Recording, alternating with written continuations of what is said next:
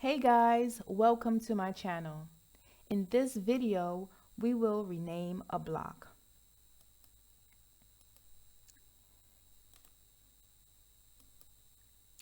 This block is currently named P Truck-2. Let's rename this to Vehicle. At the command line, type rename, enter, and here we already have blocks selected. Here is listed all of the blocks on this drawing, and what we want to rename is this P Truck-2.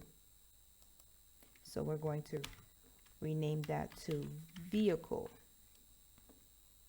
Okay.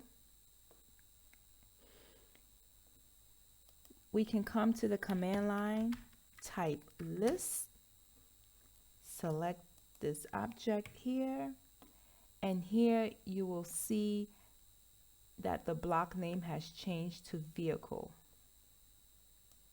Or if you don't like this method, you could just select the object and go to Properties. Properties never fails, and you'll see that it's been renamed to Vehicle.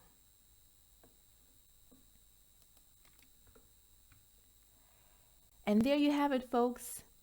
Thank you for watching. Please like and subscribe.